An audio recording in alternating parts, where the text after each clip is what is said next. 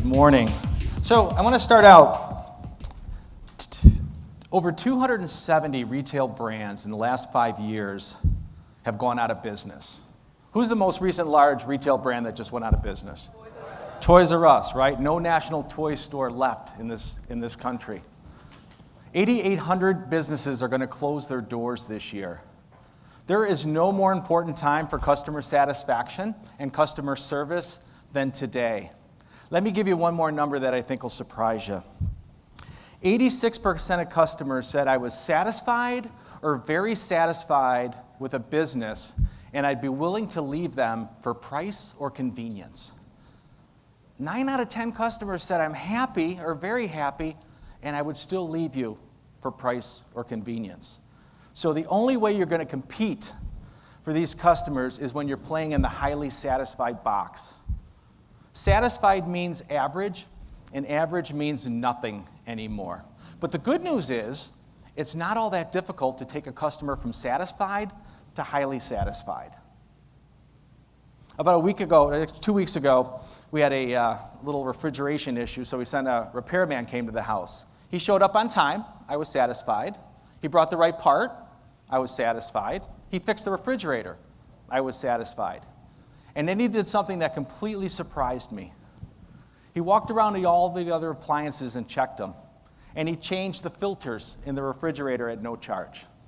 So now I was highly satisfied with his experience.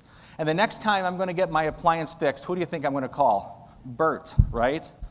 And the nice thing with highly satisfied customers is they're more forgiving. If Bert was 15 minutes late the next time he came to fix my refrigerator, I'd be okay with it. And highly satisfied customers spend more, and they stay with you longer.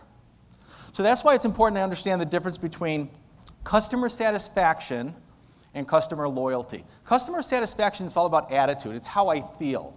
And as such, it's extremely subjective. Customer loyalty is about behavior. It's how I act. It's how I recommend customers to friends and family. I'm willing to pay more for a premium brand that I'm loyal to. Who's a premium brand that you might be loyal to that you're willing to pay more? Apple? Yeah, right?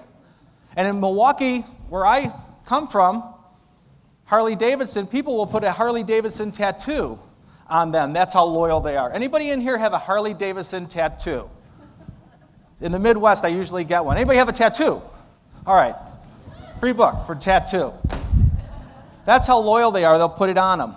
But it's incredibly important to understand the difference between the two, because if you go to measure one versus the other, you can get in trouble. I drink a lot of coffee. I'm really loyal to Starbucks. I love Starbucks. But if they ever took the time to ask me if I was satisfied, they would find I'm particularly not satisfied with two things. One, I think their drink prices are too expensive. Two, I think the naming of their drinks is pretentious. In fact, when I go into Starbucks, I still order a medium just to play with their minds, right?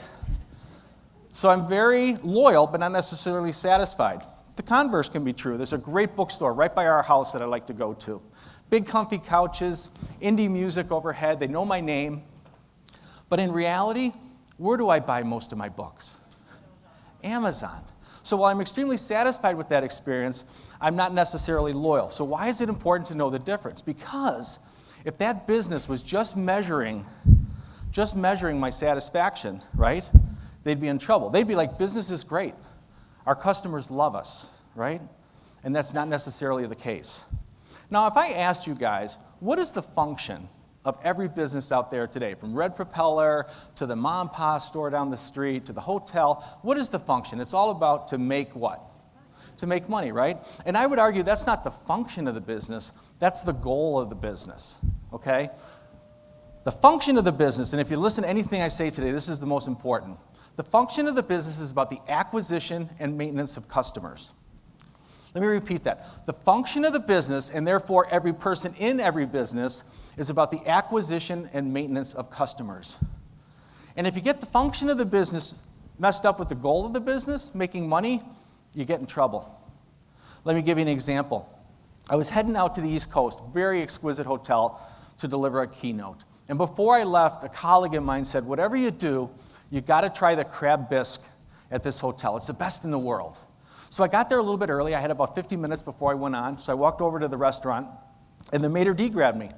He said, will you be joining us for dinner? And I said, can't join you for dinner, but I heard you have the best lobster bisque or crab bisque in the world, and I want to try some. And he looks at me and he said, I'm sorry, we don't serve soup for dinner. Now, not only did it upset me that he called crab bisque soup, but that didn't nearly upset me as the fact that it was appearing I wasn't going to get any. So I asked him again. I said, I'm sorry, I just wanted to get some crab. Now, if somebody told you you have the best crab bisque in the world, wouldn't you want to give him some? Not this guy. Not this guy. So he said, I'm sorry, it's against our policy. It's against our policy. So I'm not a big complainer. I just walked back over. And the gentleman that hired me for the event, the general manager of the hotel, he said, how's everything going? I said, it's going good, except I tried to grab something. He was mad. He goes, come with me. So he walks over up to the maitre d', and he said, Antonio, I want Mr. Dennis to have a cup of crab bisque, and I want him to have it now. All right? I got my crab bisque. I don't know what was in it, but I got my crab bisque. You see, he thought his job was to enforce the policy. Generally in our society, who do we entrust with enforcing policy? Cops. Anybody want to eat in a restaurant run by cops? Show of hands. Anybody? No? Nobody? That's what he thought. And I don't even blame him. I actually blame the general manager, and I told him so. The companies that are going to deliver service, that are going to exist, that are going to be around in the years to come are those companies that can disrupt. Disruption only takes you by surprise if you're not the one disrupting.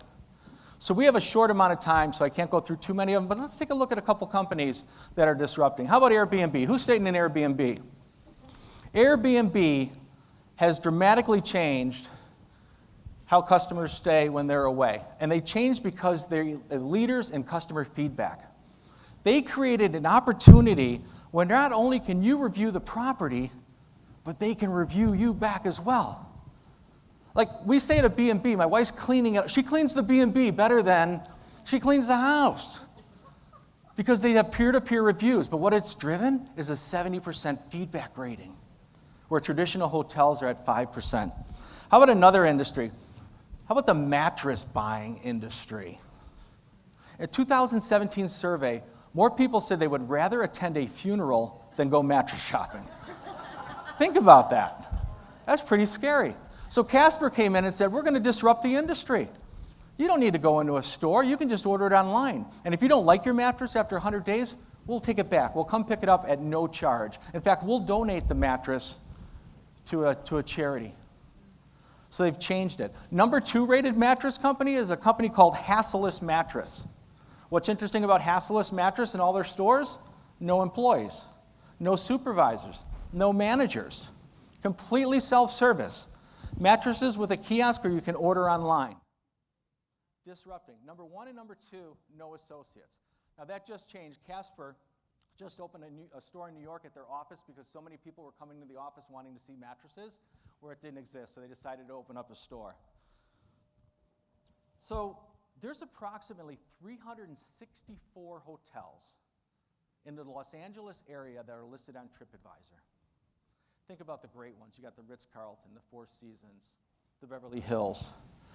This pool, this hotel called the Magic Castle, is ranked number 2 on the list of over 350 hotels in LA. You're sitting there like, Brian, come on. How can that be? Well, it is because they create experience. They create moments. They have a phone at the pool where kids can pick up the phone and they'll deliver popsicles right to the pool. Have you ever seen that before?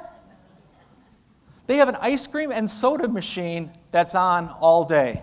Free, complimentary. They have snacks. They'll do your laundry for no charge. They are creating moments for customers. In this case, they're catering to children whose mom and dads and families are happy. Magic Castle, ranked number 2 on TripAdvisor. This is a gentleman by the name of Doug Dietz. Doug, anybody know Doug? Doug lives near me in Milwaukee. Doug is the engineer for GE.